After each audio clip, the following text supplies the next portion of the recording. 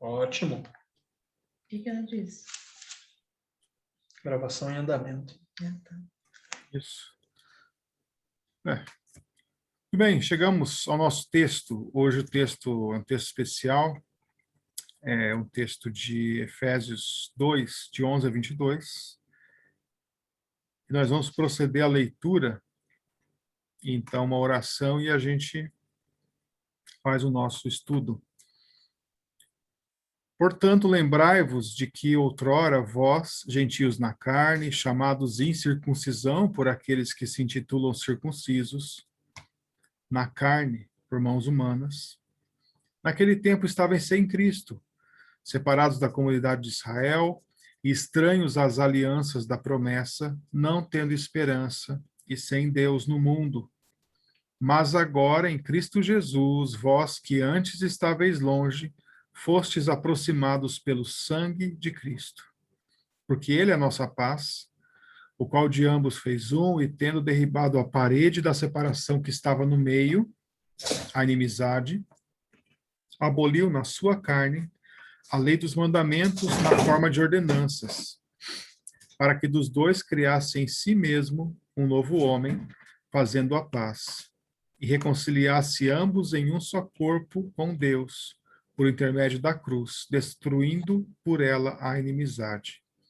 E vindo, evangelizou paz a vós outros que estáveis longe, e paz também aos que estavam perto, porque por ele ambos temos acesso ao Pai em um Espírito. Assim já não sois estrangeiros e peregrinos, mas concidadãos dos santos e sois da família de Deus, edificados sobre o fundamento dos apóstolos e profetas, sendo ele mesmo, Cristo Jesus, a pedra angular, no qual todo edifício bem ajustado cresce para santuário dedicado ao Senhor, no qual também vós juntamente estáis edificados para a habitação de Deus, no Espírito. Vamos orar? Nós te louvamos, Senhor, pela tua palavra, te louvamos pela comunhão, te louvamos porque o Senhor é conosco, em Cristo temos uma perfeita paz com o Senhor, uma plena paz. Em Cristo estamos perto e podemos ter essa comunhão plena com os irmãos também. Pedimos que nos abençoe na leitura, na explanação desse texto, em nome de Jesus. Amém. Amém. Deixa eu ver aqui no telefone. Vou colocar ela aí para pegar. Repita. Ora. Então, temos nosso texto aqui, que Paulo vai lembrar o que nós somos, ainda naquele contexto, né? Do portanto. Ele acabou de falar, por exemplo, sobre a nossa salvação, sobre sermos salvos pela graça, mediante a fé, não por obras, mas para as boas obras. E aqui eu lembro um pouco de Abraão, né? Abraão, ele foi salvo pela fé e foi salvo para as boas obras.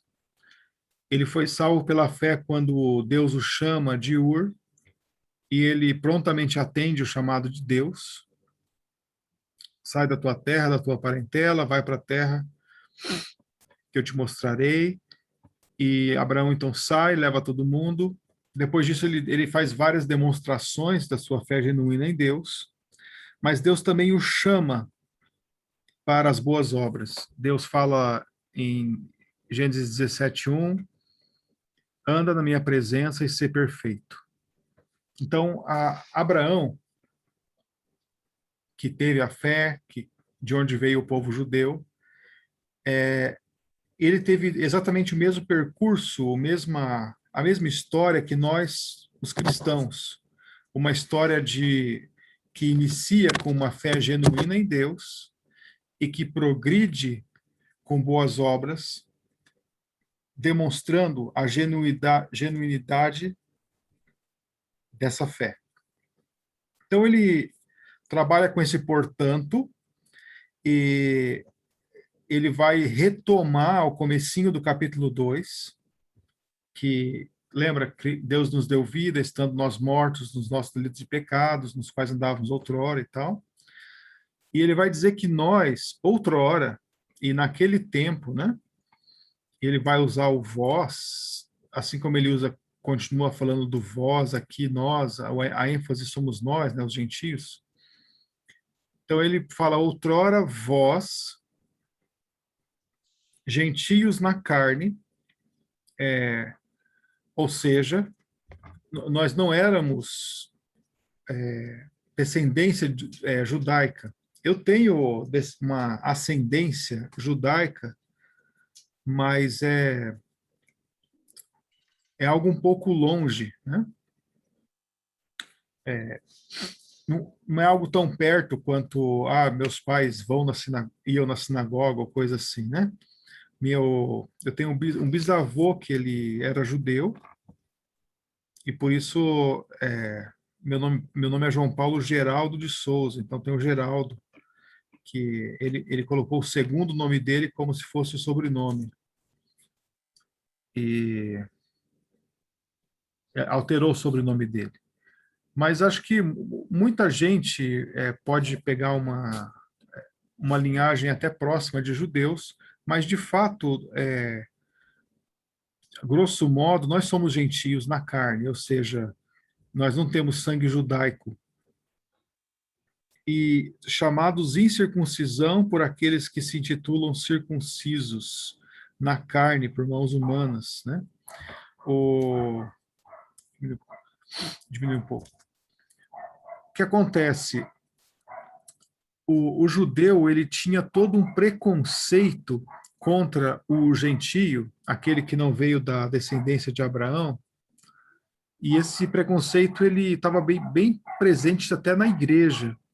Pedro, quando ele tem que falar lá com aquele centurião, em Atos 10, Deus tem que mandar o anjo, Deus tem que mandar todo mundo, Deus tem que mandar até o SAMU lá para falar com ele. Ele tem sonho e tal, e depois quando ele entra na casa do gentio, a primeira coisa que ele fala é: vocês sabem que não é permitido para um judeu entrar na casa do gentio. E talvez aquela ali tenha sido a primeira vez que ele realmente entrou na casa de um gentio, mas teve que acontecer tudo isso, porque de fato eles consideravam os gentios até como cães, né? E o que Paulo está falando aqui para a gente é que nós que éramos chamados incircuncisão, nós que éramos gentios na carne, nós estávamos também naquele tempo sem Cristo. E ele vai descrever um estado aqui realmente lastimável, né? Ele diz: sem Cristo, separados da comunidade de Israel, estranhos às alianças da promessa, não tendo esperança e sem Deus no mundo. O que poderia ser pior que isso, né? Se você olhar para o pessoal da época, realmente era isso que acontecia. Esses gentios aqui de Éfeso, realmente eles não tinham uma vida religiosa judaica. Eles não iam ao templo, eles não comiam a Páscoa. E, de fato, eles não faziam nada daquelas festas, daqueles costumes. Era um outro povo, é isso que está falando. Os judeus eram um povo de Deus, eles eram aqueles descendentes da promessa, por eles veio a Bíblia, por eles veio o Messias, por eles o mundo conheceu o verdadeiro Deus, né? Nós servimos o Deus dos judeus, o Deus de Abraão, o Deus de Isaac, o Deus de Jacó, mas naquele tempo nós estávamos separados disso. E de fato, se você pensar na nossa realidade hoje, qual a chance de nós aqui no Brasil encontrarmos o verdadeiro Deus, né? O Deus do judaísmo antigo, não o Deus do judaísmo novo, mas o Deus que veio do Antigo Testamento, né? É uma chance quase zero, né? Nós viemos de outras religiões e coisas assim, mas nós de alguma forma fomos apresentados a esse Deus, entendemos que ele é o verdadeiro Deus, mas nós éramos sem Cristo, estávamos sem Cristo, seu Messias, separados da comunidade de Israel, nós éramos estranhos às alianças da promessa. Sabe aquelas alianças, em ti serão benditas todas as nações, a aliança de Deus com o povo de Israel, que nunca ia abandonar eles e tal. Nós éramos outros, nós não estávamos nesse meio. Quando era lido o Antigo Testamento, a gente estava pensando que era para outra pessoa, né? Mas o pior são as consequências. Não tendo esperança e sem Deus no mundo.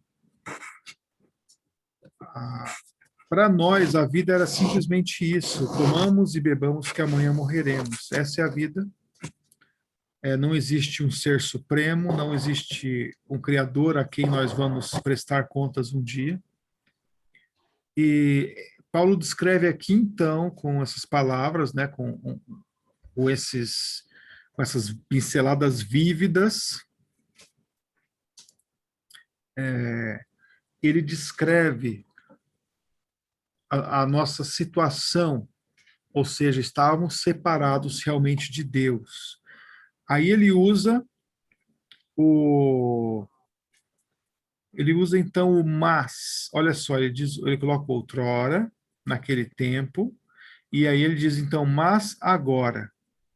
Então ele estabelece de novo aquele contraste do capítulo 2, né, um contraste bem marcado, em que nós antes estávamos mortos nos nossos delitos e pecados, andávamos segundo o curso deste mundo, segundo o príncipe das potestades do ar, que atua agora nos filhos da desobediência, e continua a falar sobre a nossa decadência, né? Como filhos do diabo, mas assim como ele estabeleceu esse contraste no começo do capítulo 2, ele continua com contraste agora, a partir desse conceito da hereditariedade, né? De repente você pensaria, lendo o capítulo 2, o começo dele, legal, agora em Cristo eu sou salvo, agora eu sou um cachorro salvo, né? Sou um bom cachorrinho salvo. O povo de Israel está lá, mas graças a Deus eu vou poder ser salvo também. E o que Paulo faz aqui é estabelecer esse contraste e colocar que nós, na verdade, não estamos nem 1 milímetro abaixo do povo de Israel. É isso que ele vai começar a falar agora. Ele vai começar a mostrar a obra de Cristo em nossas vidas, no que tange à herança dos santos, no que tange ao propósito eterno de Deus.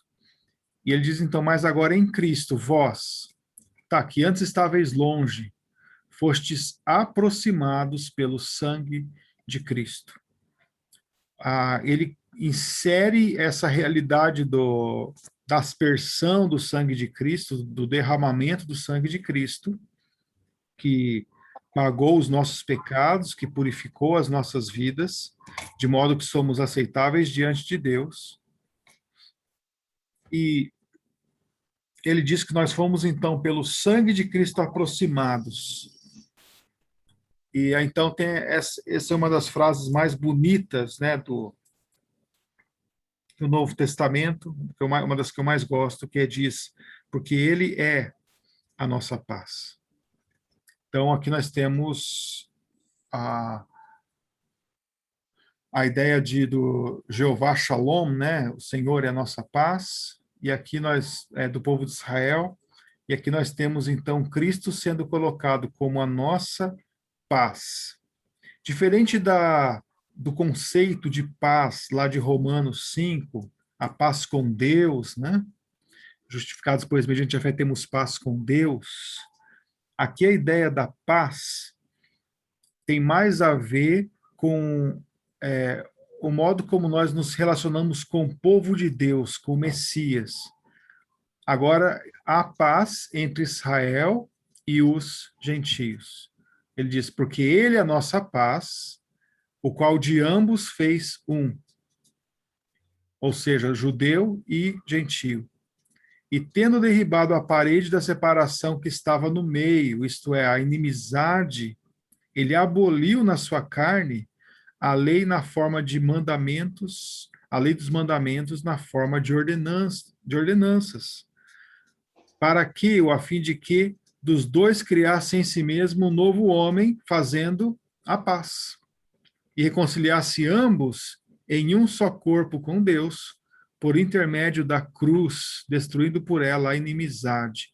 Então, a paz aqui, quando fala que ele é a nossa paz, o, o contexto todo, ele vai apontar para a paz como sendo, olha só, uma resolução para a questão da inimizade. Ele vai citar aqui, derribando a parede de separação que estava no meio da inimizade, e depois ele vai falar, por intermédio da cruz, destruindo por ela a inimizade. Ou seja, em Cristo, nós somos amigos dos judeus. É isso que ele está falando. Em Cristo, nós somos um só povo. Nós somos também descendência de Abraão, em Cristo. E talvez você fale, não, mas eu não sou descendente de Abraão, no sangue. De fato, talvez você é um gentio, você não tem qualquer resquício de sangue judaico nas suas veias, mas em Cristo é como se você fizesse parte do povo de uma maneira plena, do povo de Deus, é como se você fosse um filho de Abraão de uma maneira plena, porque você tem a fé de Abraão, você tem as boas obras de Abraão, e em Cristo aquela parede de separação foi derribada, não ficou nem um resquício ali no meio. Talvez ficou uma marca que você consegue, uma formiga ultrapassa, vamos dizer.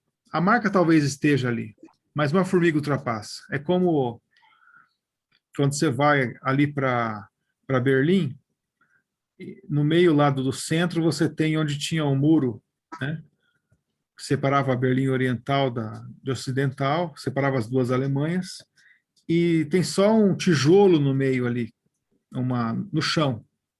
Uma formiga passa por cima, né? Não tem mais muro entre os dois.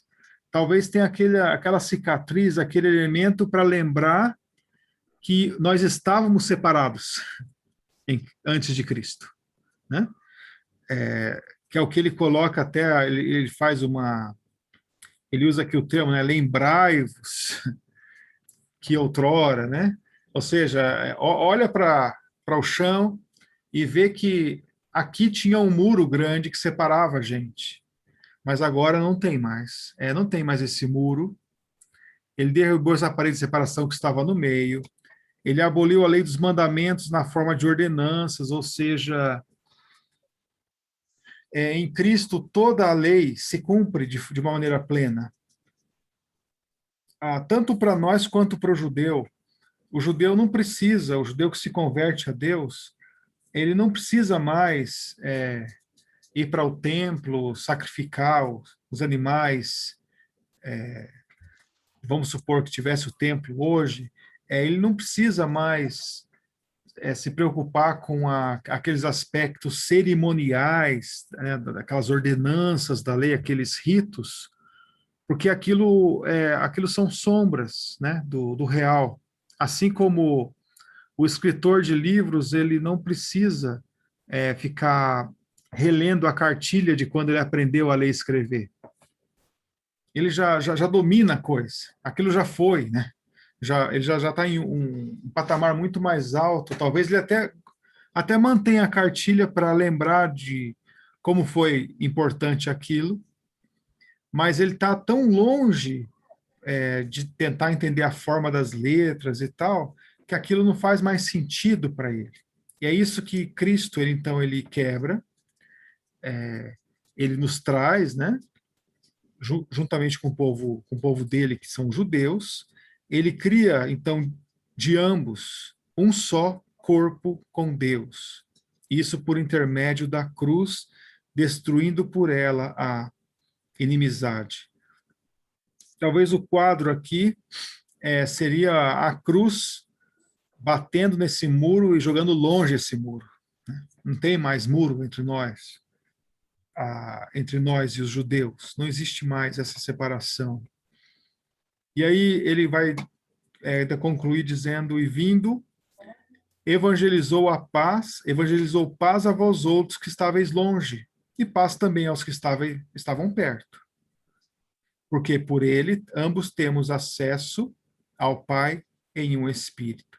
Então, quando fala sobre Cristo vindo e evangelizando, ou seja, dando as boas novas, as boas notícias, é sobre isso que ele falou.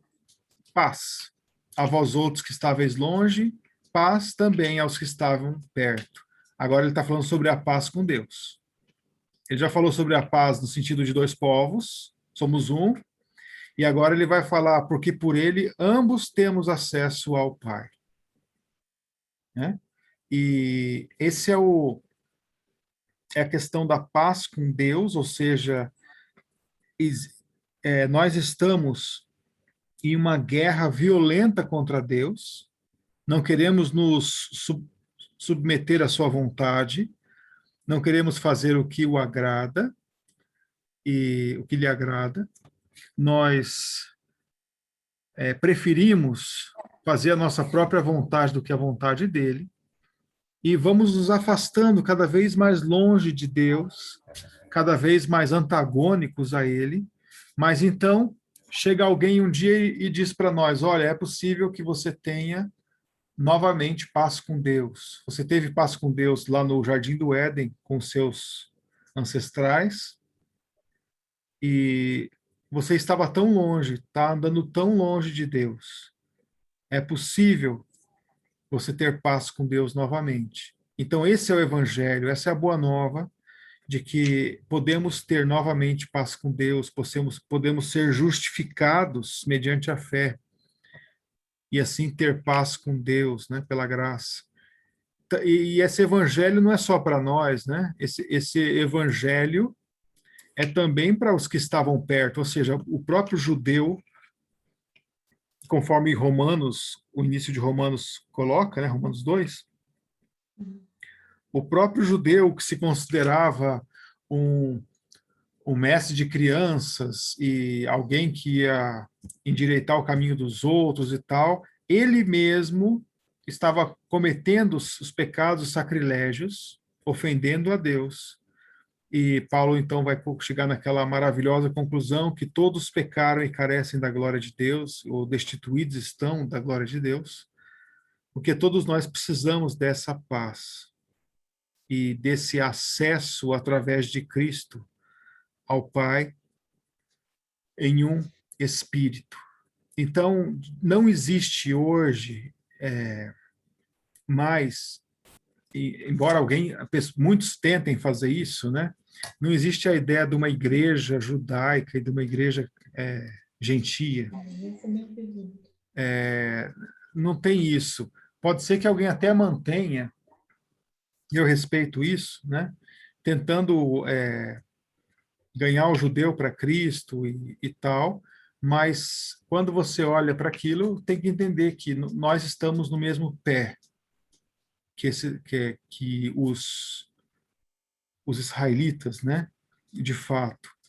Ambos temos acesso ao Pai em um Espírito, é só um Espírito que nos move, né? Que nos traz. E Paulo vai bater bastante nessa tecla daqui a pouco, quando ele fala sobre a unidade da fé. Há um só Deus, há um só Espírito, uma só fé e tal.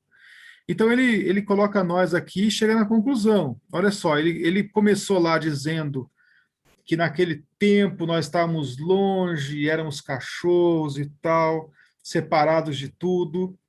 Aí, então, em Cristo nós chegamos perto, fomos aproximados pelo seu sangue.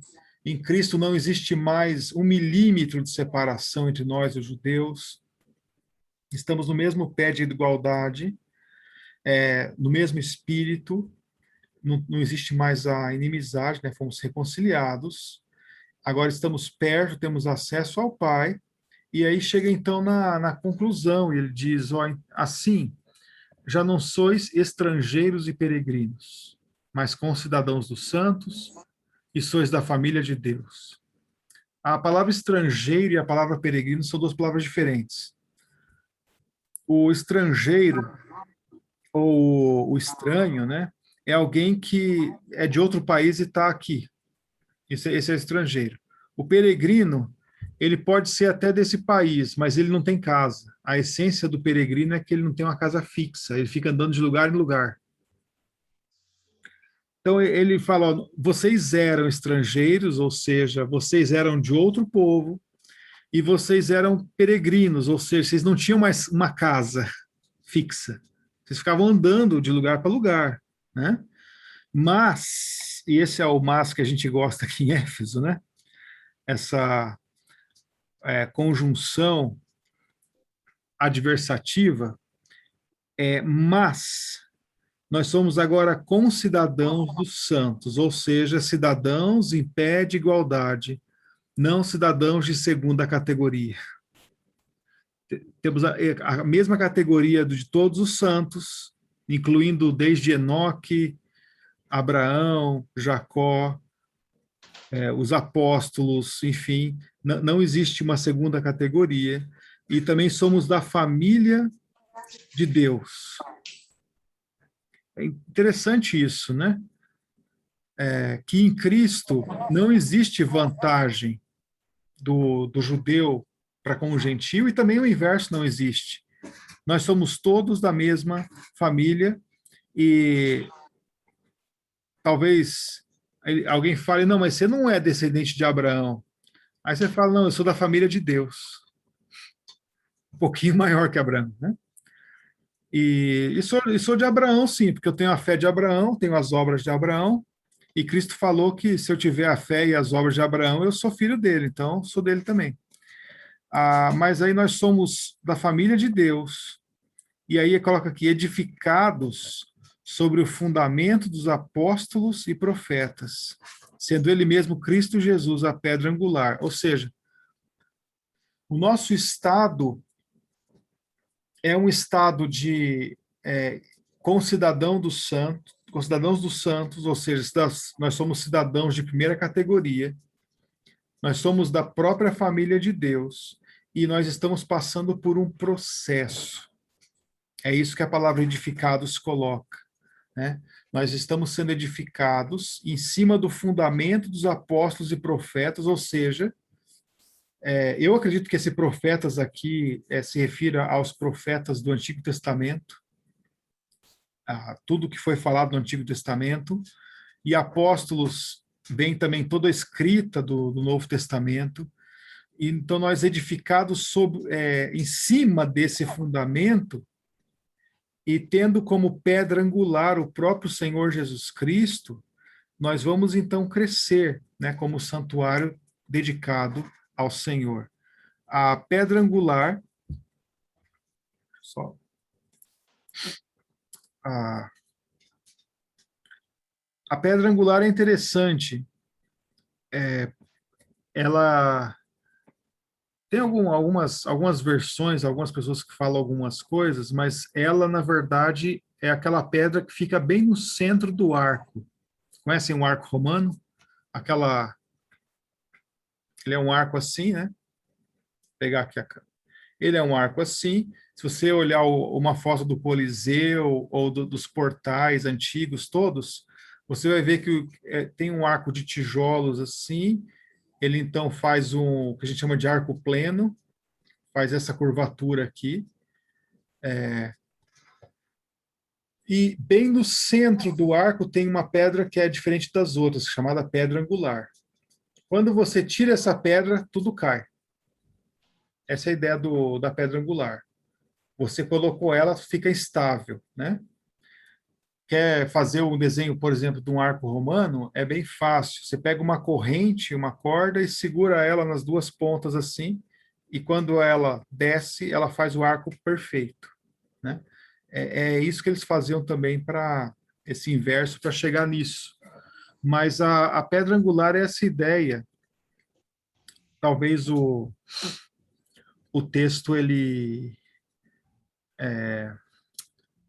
você imaginaria Cristo como aquela pedra lá embaixo, né, no alicerce, a broca, onde tudo foi construído, mas eu acredito que o que ele está falando aqui é o seguinte: os apóstolos e os profetas foram nos dando a palavra de Deus, e isso foi chegando num ápice e foi sendo construído, mas isso sem a pedra angular ia ruir. Entende? Ia cair tudo.